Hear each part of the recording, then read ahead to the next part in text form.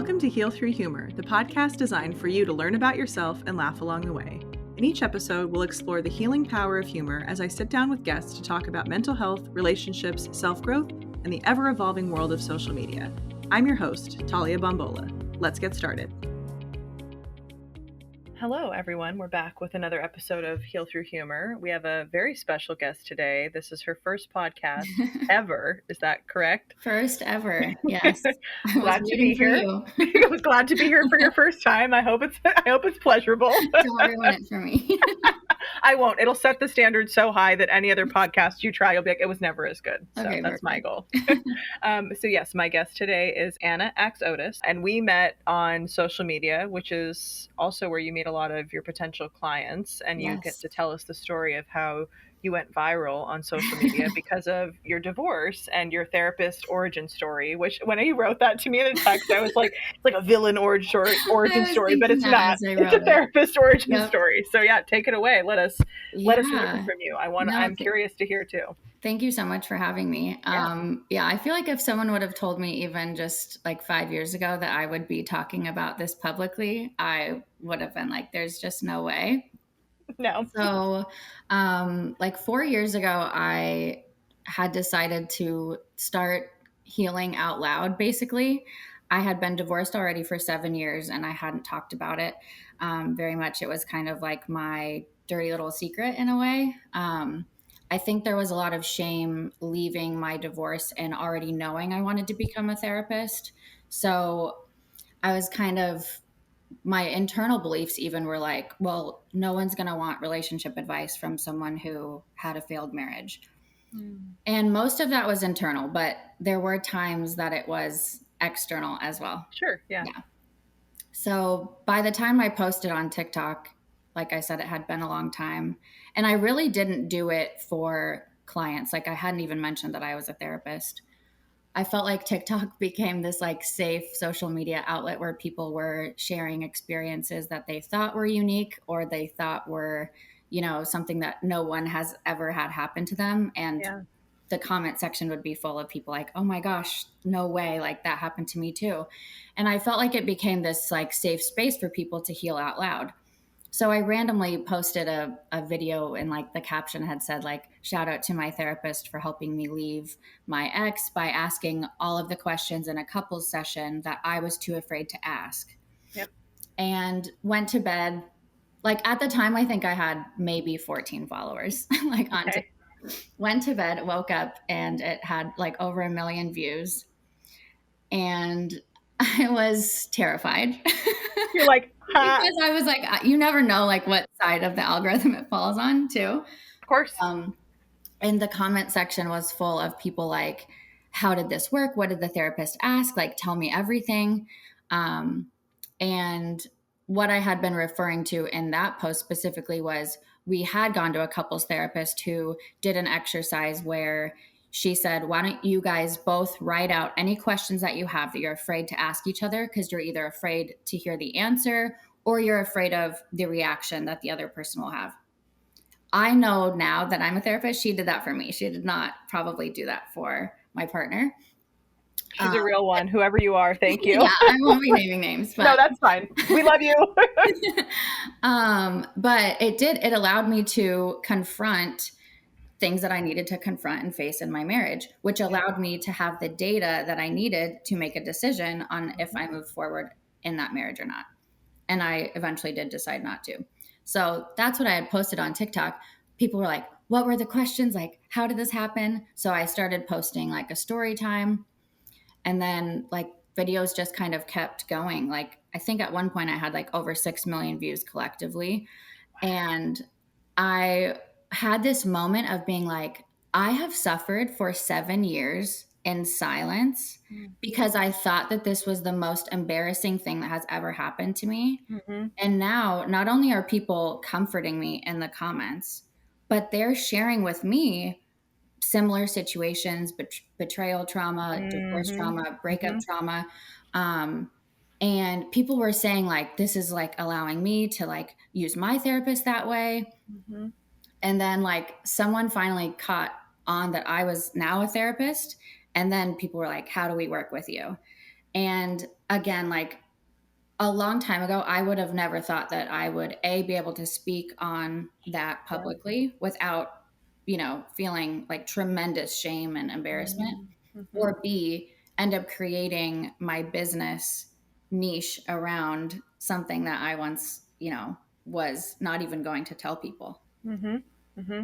Yeah, I also can relate in lifetime to many parts of your story, as you know too, from us talking behind the scenes, that there is a large component of being a therapist, that there's a large component of being a woman who's married, where you don't want to be seen as somebody who contributed to the failure or the demise. And we often get asked, right, like single dads are lauded in society. Single, not, not that your situation had kids, but like it's the theory, like single Yeah. dads, it's like, oh my god, they're amazing, like they picked Yeah. them up from school, and it's like, or they were only 5 minutes late, and then a mom's 5 minutes late and she's demonized. Like there's a Yeah. gender gap in what's normal Absolutely. and acceptable for breakups.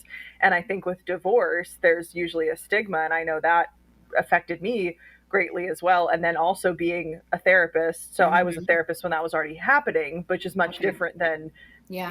I think in reverse, there was a lot that guided me to be like wanting to be a therapist, but then I felt like I was almost immune to having relationship problems.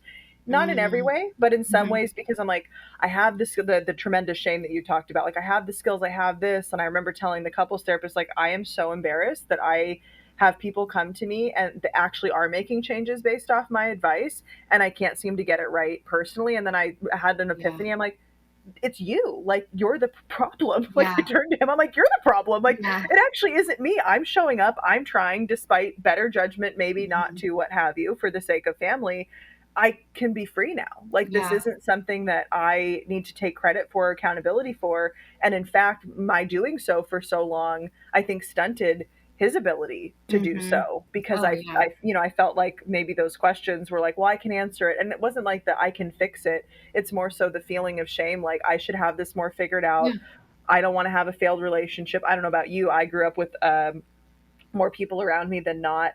They were together, but Mhm. really maybe they shouldn't have been. Or Yeah. when they did get It was like divorced, a it was stay no matter what, yes, resuscitate that yeah, dead body right, several times. Yes. right. Like yeah, like just stay together or stay together for Yeah. the kids or what have you. And then when anybody did get divorced around my upbringing, it was like this deep, like, oh my gosh, so Mhm. and so got divorced, like they had like leprosy, and it's like, Yeah. okay, it's a divorce, and like not every marriage works out. And I wish someone when I was younger would have explained more, not not at an age inappropriate level, but I wish somebody would have explained more, like really the nature of relationships. Yeah. Like relationships change when you know somebody for a long time, or relationships change when one person refuses to grow and the other person is Right. growing. Relationships change if you have different goals, when you have kids, when restructuring happens. And Yeah. I don't think anybody prepares little kids for that, obviously, again, Yeah, age appropriately, absolutely. but there was so much stigma and limiting beliefs that I internalized around, if you're divorced, you're whatever, bad, Mhm. damaged goods, no one's ever going to love you. Like I Oh, don't think yeah. that really was the primary reason why I stayed for so long, but there was definitely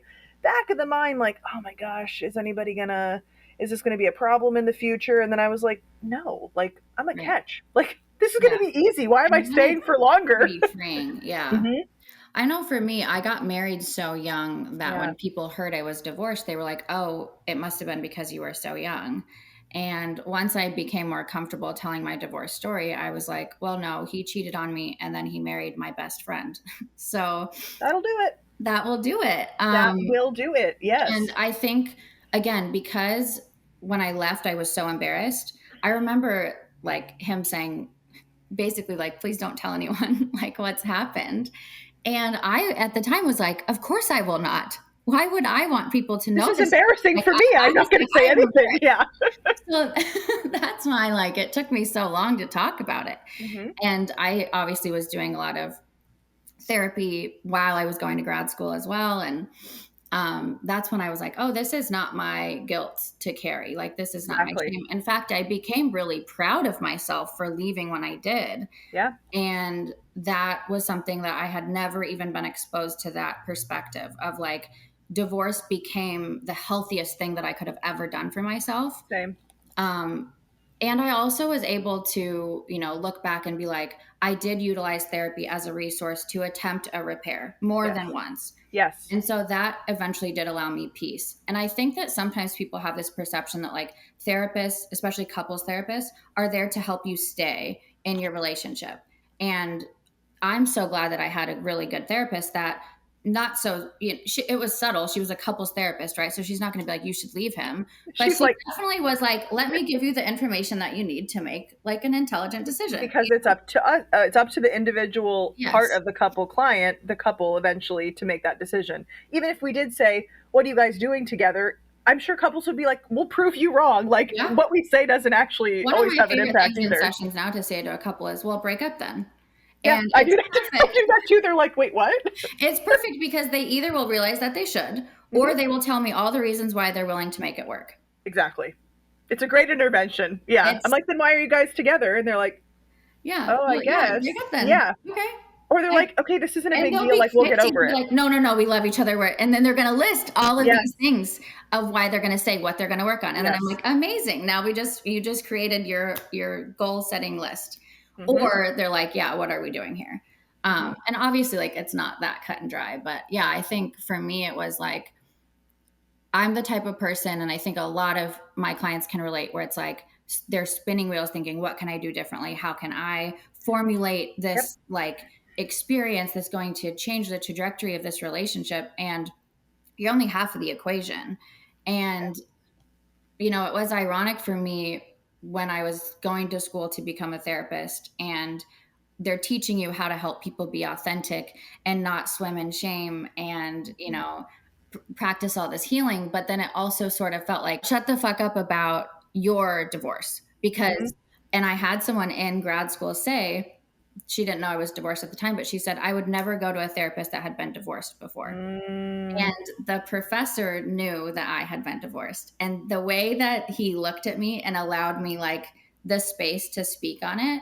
And I vividly remember what I said. I said, would you ever go to a doctor who had been sick or a dentist who had had a cavity before? And she was like, well, I mean, yeah, like sometimes you can't help that. I was like, well, there was this idea that like if a marriage failed, or some perception of if a marriage failed, then you must have done something to cause it, or like there's a sense of responsibility, right? Right. For some people, that is the case. Yeah. Absolutely. I'm very pro accountability. But for other people, they don't know who they were married to, and they found that out much later. Yep. And that's what I, decided to finally publicly speak about, was like the amount of betrayal, the amount of lies, where it was no longer like, do I want to stay married to the person I married? It was, who did I marry? I don't even know them. Yeah, I totally relate. Totally relate. Yeah. The amount of like mental gymnastics the person has to go through to lead a double life, to like, it's, I think in couples, there's more of an opportunity to repair when both of them have a bit of a guilty conscience. Like, let me explain what I mean by that. Like, if you do something that you're like, oh, that wasn't great, I have to tell my partner, not to absolve yourself, but to be like, hey, I messed up. I did something that wasn't respectful to our bond. I totally understand, right? I'm giving you the information you need to make an informed decision about us. I would like to work through it. I do apologize. I'm willing to do anything it takes to change. Like, that is totally different than they only apologize because they got caught. They were never going to tell you. They eventually didn't give you or they didn't give you an opportunity, and they eventually are like, okay, we're done. And you're like blindsided by it. And then all the things come out. Like, when so much betrayal and mistruth and like leading a double life has occurred, it does render the relationship almost impossible to have any opportunity to recover, because like you said, it's not even the same like the goal is that you don't ironically, like the person that you marry is not the same person it's in 50 years, because you've both grown so much, but for the better. It's not that you look and you're like wait, like the TLC show, like who the bleep did I marry? If you look at them and you're like, I wouldn't even pick you now. I wouldn't be friends with you. Or I don't that know it was you. always a lie. Like it was just it was never true. Yep. Yeah. Right. And that's where I was like, this isn't my this isn't not your stuff to hold on to anymore, in terms of like this shame and embarrassment. And I think when I started talking about it on TikTok and people were responding so compassionately. It was truly the first time outside of my therapist that someone had been like, I'm sorry that that happened to you. Yeah. And what I realized was like, if we suffer silently, we are not allowing people to support us, you know? Mm-hmm. And like, I thought I was doing myself a favor by kind of just sucking it up. And, you know, I moved after that happened. So it was easy for me to not talk about it again True. because I created a whole new life afterwards, you know? True. And True. then I was also in a field where they were like, don't self disclose, don't self disclose. So, you know, I think it's changed a lot over the years, but I Definitely. definitely was not encouraged or invited to do that. Mm-hmm. And so, yeah, I think when I made the decision to be like, I'm going to free myself from this suffering and silence, I was glad I waited for me to be like far enough out that I felt I had done the Yes. work, but it was interesting. I mean, I was weeping, like reading the comment section and like laughing too. Some of the comments were just like so validating, or, you know, it was like a really unique experience and karmic in a sense, because, you know, I leave my marriage thinking, I hope people still want to work with me as a therapist one day, despite me being divorced. And then it's how I built my practice later was Mm-hmm. people were like, wait, I'm going through that too. You get And it. speaking to a therapist who's been there will allow me a safer emotional experience to open up. Mm-hmm. And that was just a concept that I had never even considered to be true.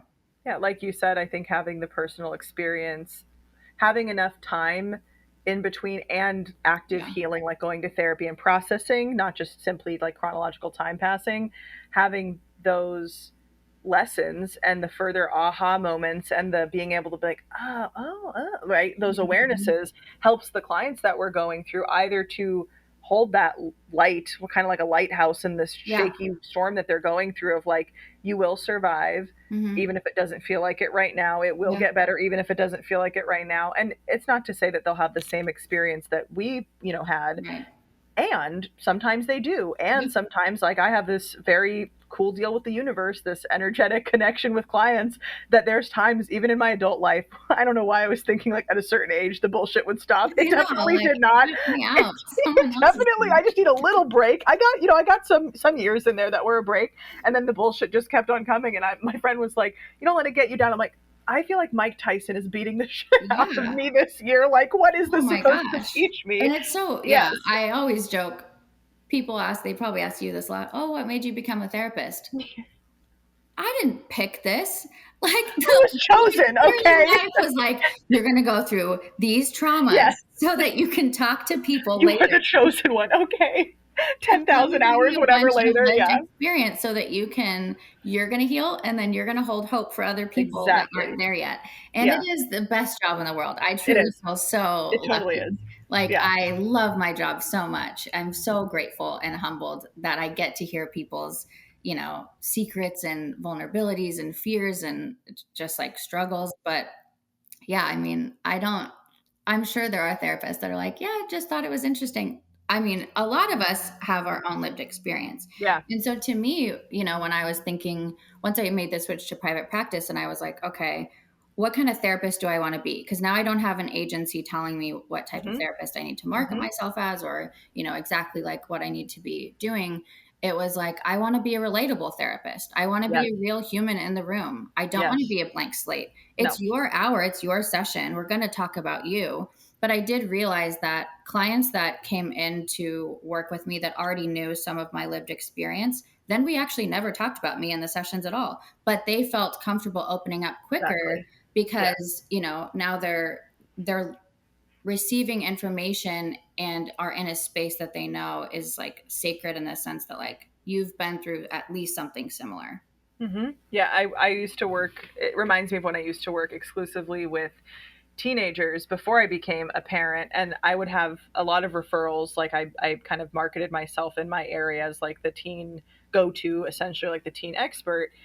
And I definitely think I earned that title, especially through COVID. Like, not gonna Yeah. lie, I get it. And I was the teenager who started therapy. Like, I really did relate on other levels aside from having like a child. Like, that was Hmm. the one thing I didn't have. But it's very similar how people are like, well, I would never see a relationship therapist who wasn't married or had been divorced, a lot of the parents were like, well, I don't want to see somebody who doesn't have a kid. And I'm like, I hear you. Like, especially now as a parent, I get a different side of it.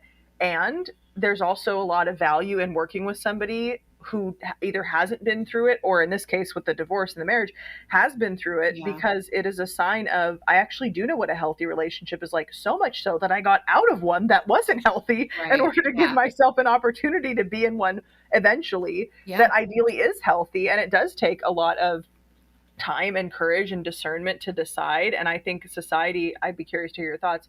I think society sells us, especially as women, you're whole when you're in a relationship. And the whole goal of, when you go enjoy dating and enjoy this, but the marriage and the kids and the white picket fence, whether or not you have kids anymore, maybe you have dogs, like just get married. Like, oh, you're single still? Oh, you're a spinster? Oh, you're this. Even if we've made progress in society, I do still think, at least for myself personally, that was purported of like, oh, when are you going to find somebody to settle down with? Like, don't worry, you'll find someone. And it's like, there were times when I'm like, I'm not looking. Like, I'm not worried. Trying to like, I know who I am. I'm not worried about me. I'll be fine. Yeah. Like decentering that having to be the goal of, or the measurement system of how you've achieved happiness and peace and contentment. Don't get me wrong. I think like it's a valid goal in life to like achieve a healthy relationship. But there's so many other things that also should be celebrated. And I think, when I was going through my divorce process, once I started romanticizing my singlehood, it then became a lot easier for me to like not resent what had happened to me. I still think what happened to me was fucked up. Like, I'm definitely not one of those therapists or people that's like, I'm glad that it happened. I'm not glad that it happened. That sucked. That was terrible. Yeah. Hated it. Yeah. No, I do not oblige to that concept, but I also can't change what did occur. Right. And so it was like, okay, well, here's where I am at. So I can choose now to lean into this version of myself that I never would have met. I never would have met her. Yep. And that's where I was able to finally, like, I think move forward and not just be spinning a little bit. But something else that came up for me, and I see it come up a lot for my clients too during divorce, depending on your upbringing, is like, I started to hate my parents more than I already did after my divorce, because I had a very abusive upbringing. And I think because I got married so young, I almost didn't process that, because it was like, now I'm in something else and this man has saved me and this relationship will save me. Everything's all good now. And so after the divorce, especially with the amount of betrayal, I then was angry at my parents, because I was like, I maybe would have picked a healthier partner had I had been loved correctly as a kid. Yes, I totally get what you mean. And I was like, I remember one of my therapists after my divorce kept wanting to talk about my parents. And I was like, I want to talk about my divorce. And she was like, listen, lady, I am not here to talk about my mother. Why are you so obsessed with her? Jeez. It was so frustrating to me. And then it made sense later, obviously. Hey there, listeners. Are you tired of settling for less than you deserve in your relationships? Do you ever feel like you're not being seen, heard, or valued the way that you want? Or maybe you've been wondering why you keep attracting the same kinds of people into your life, or why certain patterns seem to repeat themselves in your relationships. The answer might be deeper than you think, and you can find it in my new course. Rewire Your Relationships is a transformative course designed to help you stop settling for less than you deserve and start embodying your most confident, assertive, and authentic self in your relationships. You'll explore how your early experiences and parental influences have shaped your views on love, dating, and self-worth. This isn't just about tips and tricks for dating. It's about understanding the core beliefs that drive your relationships that you attract. You'll learn how to break free from those old patterns and start creating the kind of connections that truly reflect who you are. Imagine stepping into a relationship with clarity and confidence, knowing you're attracting people who value and respect you for who you really are, your deeply authentic self. The Rewire Your Relationship course gives you the tools to rewrite your relationship story, one where you're no longer settling, but thriving. Visit taliabombola.com/rewireyourrelationships or check the link in the show notes for more.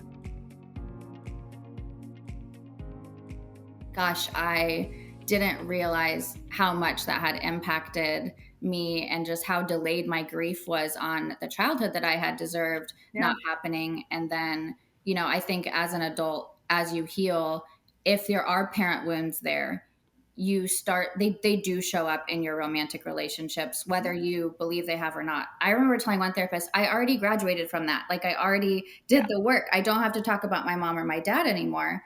And they were like, you actually always will, probably. Like, it will always in some way circle back. And that doesn't mean you're not working hard enough on your healing or anything. It's just, they're part of our template. Nature of the beast. Yeah.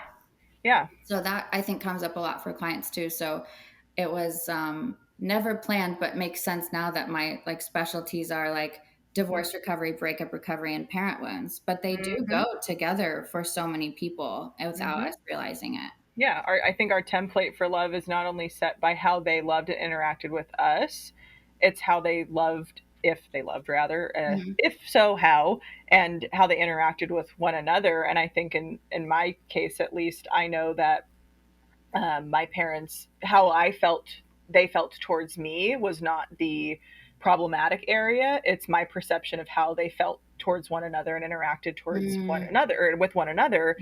And that was a huge part of breaking templates with a lot of the previous partners I had, including the most recent one, that it was like, how can I avoid being like one parent or being like the other parent? How can I avoid that, you know, that pattern running in? And it's like, could I have stayed? I'm sure. Like, there was a lot of bullshit that I had to put up with for the sake of whatever I thought. Like, I could have stayed, but there's no one's coming to save you. There's no gold medal for putting up with bullshit and tolerating disrespect. No one's going to give you a Girl Scout badge for that. And since having my daughter, I was like, absolutely not. Like, I may have been able to tolerate it as just two adults because I'm an adult and it would have ended with me. This is not what I want to model to her. This is so unhealthy. This is not functional. Like, the list goes on for it. Could it have worked? Yeah. But do I really want her to come to me one day? And it was thinking about that and thinking about her future journey, and I was like, absolutely not. Like, I'm not putting up with this. And slowly, like, the barbed wire started to metaphorically feel like it was pulled away, and it's like, oh, now I see where that parent template did play into sometimes how I showed up, not the whole relationship, but towards the end when there was a lot more fighting and a lot more conflict, which was actually atypical given the first, you know, little while together. There was conflict, but we would work through it. There would be like, hey, this wasn't going well. Oh, let me make that change. Like, it was conflict and repair. And I'm like, wow, look at us. We're really getting through it. And then it was like, what conflict resolution looks like. I didn't get this model to me. Wow, we're so much healthier. And that was part of, I think, for the betrayal too, that was the part that really, one of the parts that really messed with me was like, okay, but we can do these and have these good times, and there are positives out of it, but then there's infidelity, then there's substance use, then there's emotional abandonment, and then there's all this other stuff that I'm like, that is not worth it. Like, it doesn't matter how good the good is, if it's any inkling of bad. Like, I did an episode of my other podcast about deal breakers. Like, leave it the first one. Like, if it's truly a deal breaker for you, leave then. And I obviously, speaking from experience, like, it can be difficult to do that, but I think in retro, I mean, I wouldn't have had as much character development or clout as a therapist, but like, I would have had less trauma. That would have been nice had I left it like the first, maybe not the first red flag, but like definitely the first deal breaker. Maybe the seventh one. Maybe like the 10th. You get a few tries, but you can light me on fire a few times. But something I ask a lot of my clients now that I had to ask myself was, what kind of tolerances have I built that I shouldn't have? And a lot of that happened in childhood. Like, there was a lot of things that I had to tolerate because I quite literally could not leave because I was a child, or like, that just was the environment that allowed me to be accidentally extremely patient with someone who was very toxic. Because I was like, you think you can hurt my feelings? My mother hates me. Like, you can't hurt my feelings. My parents don't love me. Like, it became truly where I was like, well, at least they haven't left. So they could do anything to me. But it was like, well, they stayed. And it was interesting, like, as a therapist, you know, like, I would consider myself an intelligent person, and some of this seems like common sense, right? Like, you're like, I think when we hear the phrase like daddy issues or mommy issues, you think, oh, it should be so obvious, but it's so ingrained in your DNA at that point that I truly thought I was doing at times the most compassionate thing, which was continuing to tolerate things that were objectively toxic, unhealthy, unsafe at times. True. Because I was like, but look how strong I am for staying. And look how well I can love them. Yep. Look at me. I'm auditioning my skills, right? Yeah. And that was a weird realization to have. So now I think it's important that, we don't pick our parents. And I think that should be talked about more. Mm-hmm. We truly do not have any say in how that happens. Mm-hmm. So however your upbringing was not your fault, but it is our responsibility to like learn, understand that and how it impacts us now, and then work on that grief or healing if that's required. Mm-hmm. And it's inevitable that it will impact you in your romantic relationships, even if you think you are. Even if you don't think, no one can escape it. Even we're clinically trained, and we didn't escape it. So joke's on us. I was like pretty sure that in the like description of your like master's program, it said like you're absolved of all traumas now. So you're good to go. Bless up. Yes, that would have been great. Yeah, no, I go through that with my clients, the couples I work with, especially when you have a good grasp of what you did not like about childhood. And that's usually the first test I see to like how individuated is each member of the couple, or how individuated is the individual I'm working with. And for those of you who are listening who are like, wait, what's that? Individuation in part is the process of becoming separate from and not dependent on or enmeshed with or what have you, your family of origin. You are autonomous. You are a separate self. It doesn't mean you don't have a relationship. Sometimes it does. Which Sometimes is healthy, even if you have healthy parents, you should still be different. Yes, individuation is the goal for you to have a healthy, autonomous individual adulthood in which you can eventually partner truly with another romantic partner or with a romantic partner. And if you do want to have kids, if that's in your cards, like two people can be a family, but like, let's say you want to have kids, that becomes, when you say my family, that's who you're talking about. You're no longer talking about your family of origin. And so the exercise I give the people I work with, the first step in the exercise is like, tell me about your childhood, tell me about your parents. And then I ask for 3 good traits and 3 bad traits. And I can tell immediately the one who's done more work, because they're like, 3 good is this, this, and this, 3 bad, they have it like listed out. They're like ready to go. They're like, I'm so glad you asked this question. And then usually the one partner's like, they were fine. Like they didn't do anything wrong. They're all great. They're so funny. They're so that they only list the positive. I'm like, really? Like, nothing negative comes, not at all. Like, they're not here. I'm not going to tell them. And they're like, nope. Clean as a whistle. And then sometimes 2 or 3 sessions in, they're like, well, my dad would yell at me. And I'm like, and they're like, oh, I guess that would go on the negative trait. I'm like, all right, now we can really dive in and do the work.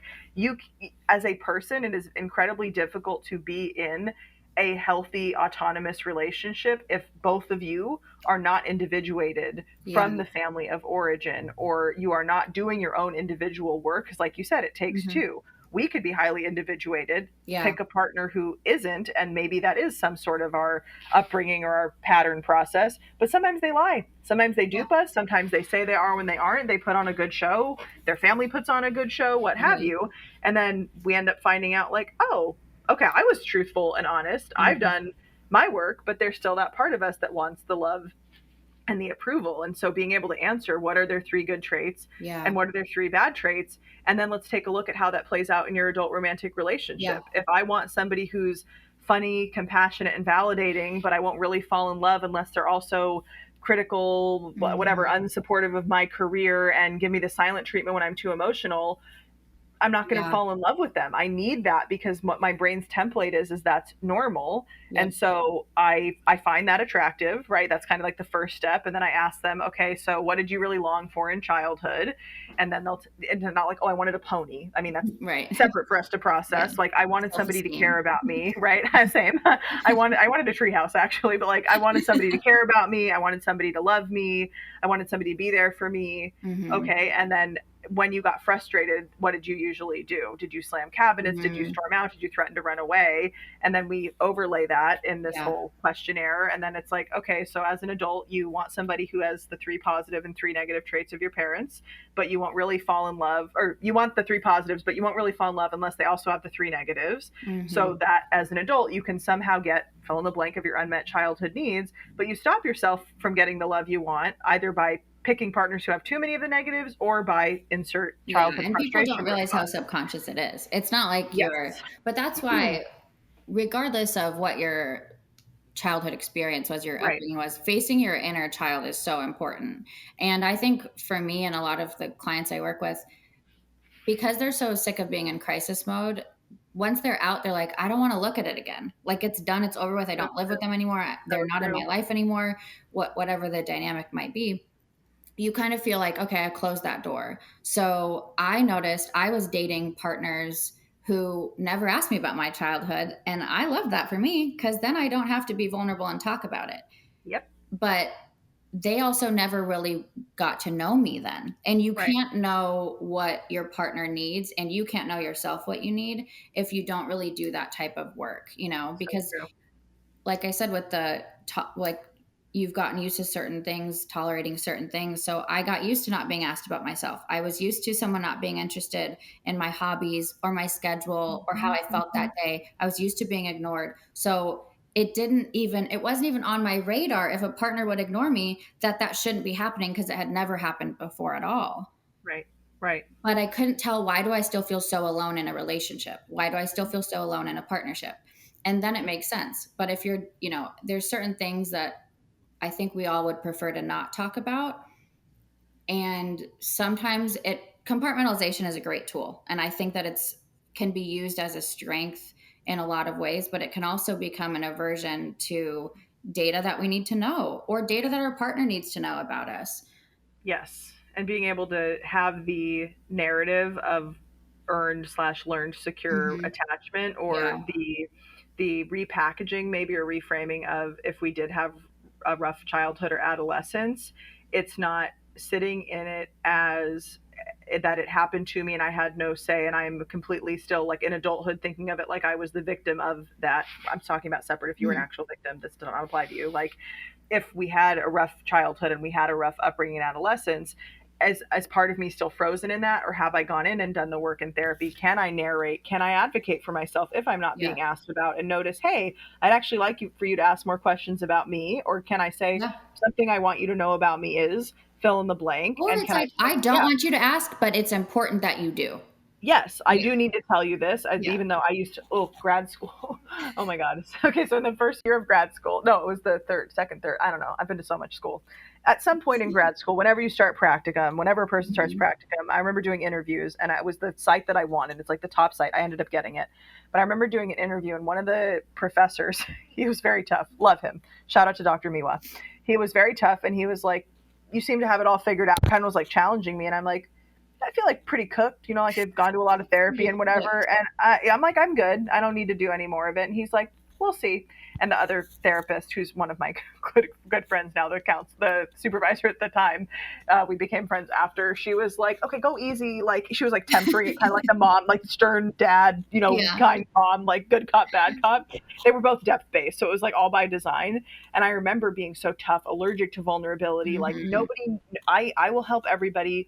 I will never ask for help. I will be Yeah. seen as the strong That one, hyper not independence. incompetent, like hype. Oh, girl. Like, I wore Mm-hmm. the cape, And then there Yeah. was one day in session, in a group supervision, and somebody who was in the group was processing more of a personal going through rather than a professional going through. And I had a lot of cases that I needed to talk about. I had also slammed a Celsius and didn't time my pre-workout properly. So I was like, and I was weightlifting to be a Revved cop up. at the time. So I was like revved up, and I'm like, excuse me, like, I can't hear her talk about this shit. One more, I lost it. And I was like, Wow. and I was like crying, and I was like, I actually need help with cases, whatever. And Renee, bless her soul, another therapist in the group, leaned in and she goes, Talia, like this meek. I was like, yeah, sorry. Like, I came back down, and Dr. Me was just sitting back watching, and she goes, how would we know you need help when you never asked? Yeah. You seem to have it all figured out. None of us ever would have known that. And I was like, I'm living a double life in a way that Mm-hmm. I knew that about me, but I was so afraid of being seen as weak and vulnerable as Yeah. weak that I didn't want anybody else to think that I was struggling or that I didn't have it all figured out, so much so that I ended up looking unhinged.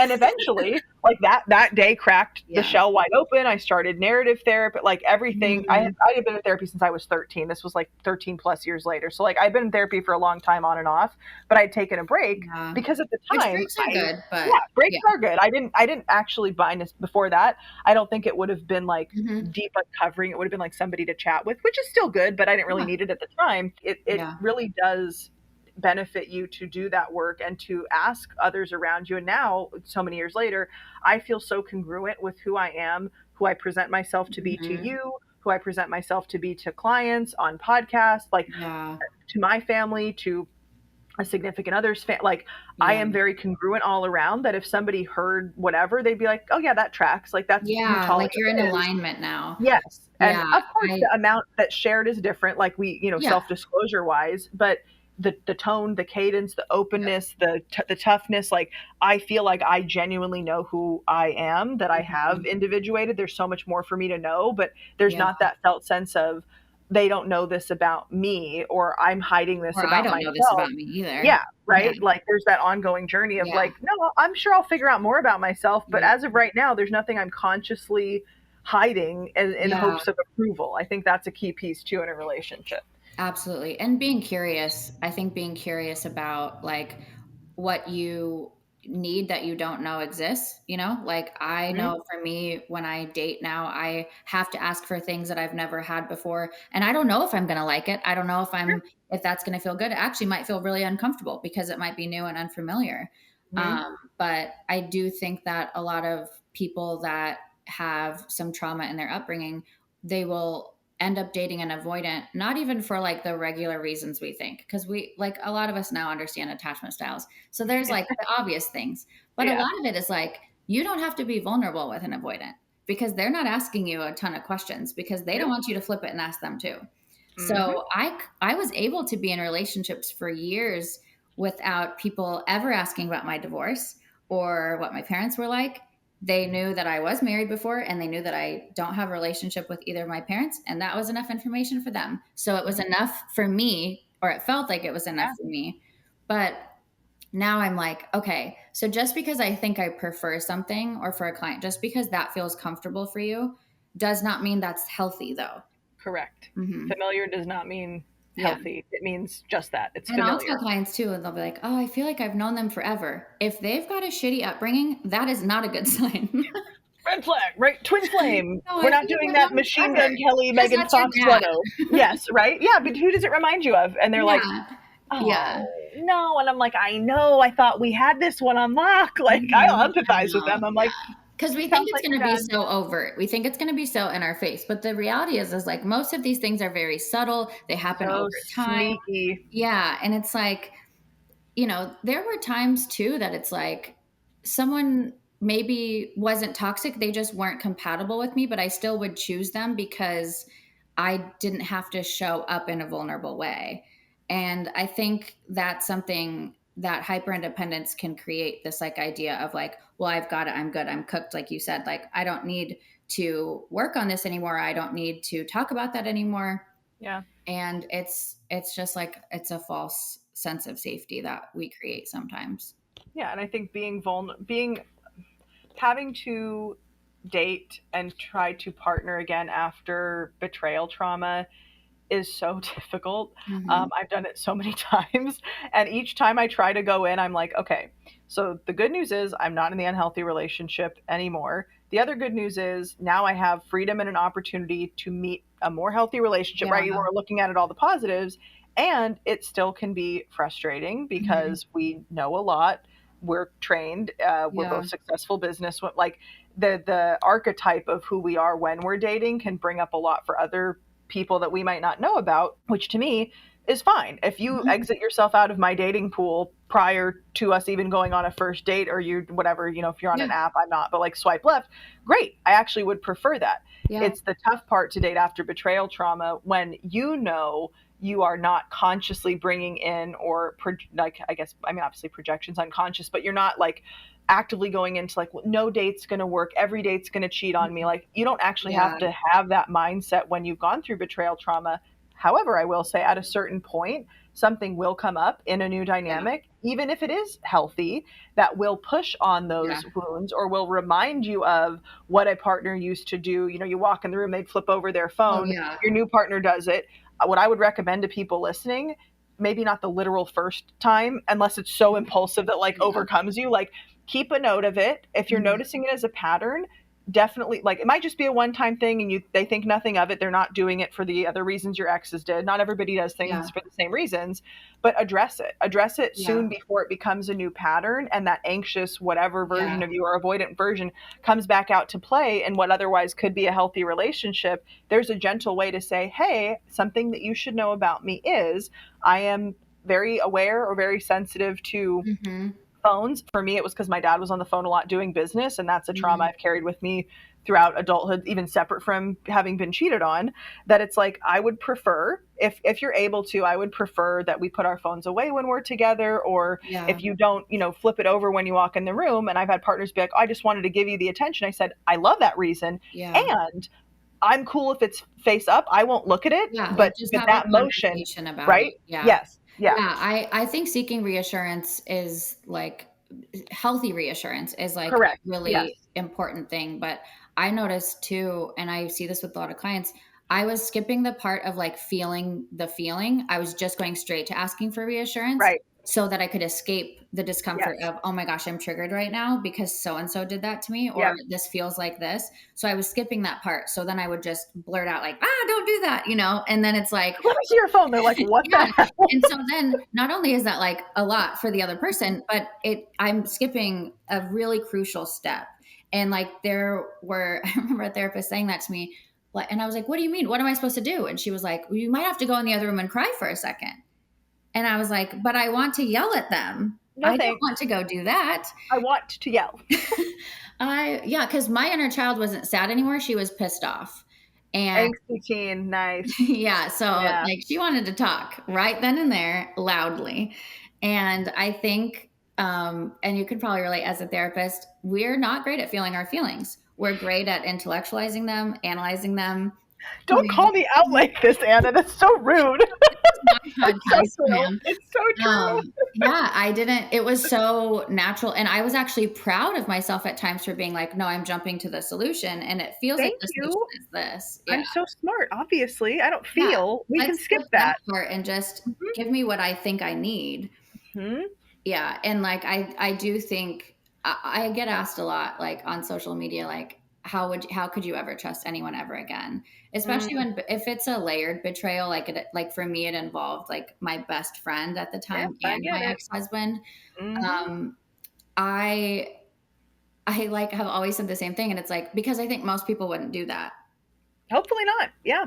And I've learned that if they are like, that's not about me. And there's nothing, no amount 100%. Of micromanaging communication on my end, like insertion or begging, is going to change someone's character in that way. If that is very true, like, if you're going to cheat, now I'm like, I'm not going to stop you.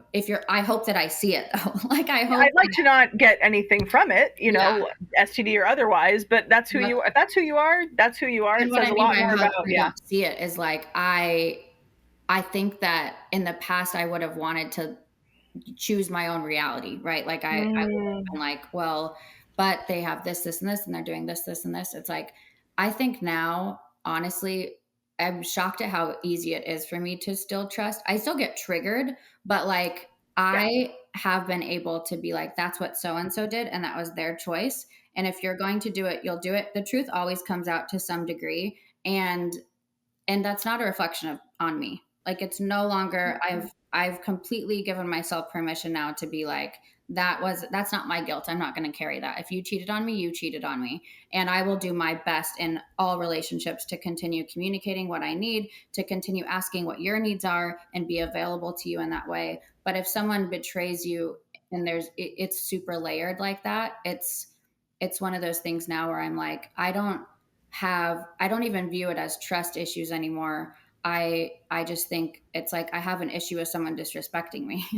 Yeah, it's a disrespect. Like cheating says a lot more about the person who cheats than it does about the person they're cheating on.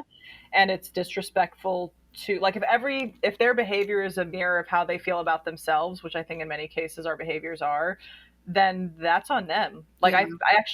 I have felt pity. Like, you really didn't love yourself or respect yourself or care at all about the future enough to even like think to do better. Yeah. Like, Well, and most of them are like really sad later when it's over. mhm. Like, Well, I think because a lot of the times, especially if it's covered up, or if it's not covered up, meaning that it's hidden or it's not disclosed or it's only out of blackmail or under duress, or it's uncovered, like, the girlfriend goes into detective mode or boyfriend goes into detective mode, that the person discovers it, then it's not about sometimes sadness that it happened. It's sadness that I got caught. yeah. I wanted to have my cake and eat it too. I thought I could lead a double life. And if it's happened multiple times, like if cheating is a pattern for a person, then in my view, maybe this is not popular.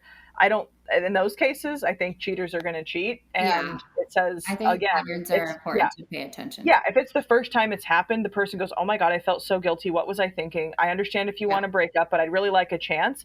That's a different mindset than like, yeah, I've done it before, I would do it again. It's only when the first sting of morality doesn't change the behavior of the character that it becomes a trait. And then it's like, no. And being able to trust again, I think I've given this example to people where I'm like, well, you trust people, right? And they're coming, no, I don't trust anybody. I'm like, well, you're trusting me, and I'm a mere stranger to you, so that's already one step. It happens more than, we do practice trust more than we are tracking. Did you drive on the road today? Yeah. Did you stop at a red light and expect everybody else to follow traffic laws? Like, we do trust in those senses, but in the relational sense, I think that's where it ties into, we could do like a whole other episode on this. I think that's where it ties into our upbringing and our family of origin, because that first developmental stage is trust versus mistrust in Erickson's stages of development. So if I in some way relationally developed mistrust, maybe I have the potential to overtrust too soon in the beginning, or maybe I am a person who it's like, no, I can compartmentalize and process and be vulnerable. That was their choice to do that to me. It says more about them than it does about me. I would like to give the opportunity for somebody to demonstrate they're trustworthy. And then if they do that enough, then something happens where I'm like, I teach that's when you give the benefit of the doubt. You don't give the benefit of the doubt if you don't know someone, because you just get doubt, right? I'm not giving you the benefit of anything. Like, I need to see who you are. And like you said too, sometimes they can hide it for a while, but usually the truth always comes out. Yeah, absolutely. Yeah, no, I think we could totally do a whole episode on like dating after mistrust, whether that's with your parents or not, because I think reassurance seeking is now something that's like very well known and talked about, but there are really toxic, unhealthy ways that sometimes we seek reassurance or we project our trust issues. And like, I feel very passionately about like, people do deserve to experience reassurance, but like our delivery matters. And like the way that we are seeking that matters. You might be skipping the step of like letting yourself feel what you're feeling and whatever activation that is or trigger. But I think the way we're communicating that and the way the partner responds says a lot too, right? But like our part in it is going to be our delivery. It's going to be in how we're requesting, hey, like I've learned this about myself. This makes it easier for me to function in this relationship when you do this. Rather than, hey, don't fucking do that again. Right. Not received as well. And it coming at it from a vulnerable place. I know this was years ago, but I had to, with a different partner, I had to be like, hey, I forget what it was. I think we had like just started dating, like officially, and we had both deleted the app off of our phone, but it wasn't like the profile or whatever it was. And I saw an email pop up from the thing like, hey, it's been a while since you logged, whatever it was. And I was like, because I had been cheated on before by a guy who was like very active on apps. Like I've been cheated on other times too, but still it was like, I didn't like that feeling. And so I had to sit there and I had to process. And I was like, is this truly just my own trigger? And can I move past this? But I sat with it and I was like, I'm not going to make it a big deal. I'm going to bring it up with my therapist. I'm going to see how I feel after that. And I ended up feeling like, no, it's still worthwhile to say something. And just like you did, I was super calm. I said, hey, just want you to know this is something about me that's happened before. I own that I am more sensitive to it than most might be. I'm letting you know. I'm not forcing you to make a decision with it. I would just like to let you know it did make me uncomfortable to see that email. That's all I said. And the next morning was a message of like, per our conversation last night, I went ahead and make sure the profile was deleted. Thanks for letting me know that it bothered you. Hope that helps. Like that's more of the mature adult relating that we're looking for in reassurance and repair. I'm not looking for that person to heal my past. I'm looking for them ideally to not hurt me, I guess, in a similar way. Like don't participate in like additional traumas, but like, my job is to communicate with you what kinds of things create, you know, triggers and emotions for me. My job is to process those emotions and triggers, but you know, you can't help me feel safe if I don't tell you what makes me feel like I'm in danger. Mm-hmm. Very true. I think that's a good mic drop for us to end on for this episode. Anyway, for this one. So I have to ask before we wrap up 2 questions at least. How was your first podcast? It was good. This was like much easier than I thought it would be. You made it very easy. So I will do it again. Okay, cool. Yes, awesome. Yes. That was my 1A question, and then my second question is, where can our listeners find you to learn more about you? Yeah, Instagram, I just rebranded, so I'm now at The Moody Therapist. That felt more me, so I decided to do that. I like it. And then TikTok at Anna Does Therapy. I like that. Nice. I think mine used to be Therapy with Talia, and then I remember changing it to my full name, and I was like, oh, this is like the biggest deal ever to have it be my brand. Yeah, I feel like being on social media and like being yourself, but also like a therapist and a coach is kind of a unique experience. So like my main page is like You're a Therapist, Anna. But lately I was like, I think I might want to separate the two, but you can find me on either. But I am accepting clients and coaching clients on The Moody Therapist. Yes, please. If you've gone through a divorce or betrayal trauma and you liked this episode, you know, send it to your friends if they've gone through it, share it, let us know what you liked about it. And if you have questions for us to go over in the next episode, we'd be happy to answer them. Definitely. Yes. Thank you so much for having me. Thank you for being here. Thank you so much for listening to another episode of Heal Through Humor. If you like the show, can you please go on your favorite platform and like, rate, review, subscribe, all of the terms that we usually throw out. I would really appreciate it, and I would love to get more listeners just like you in front of the podcast. And if you have an idea for a guest, please feel free to DM me at Talia Bombola. I would love to hear from you. Until then, I will see you on the next episode. Take care.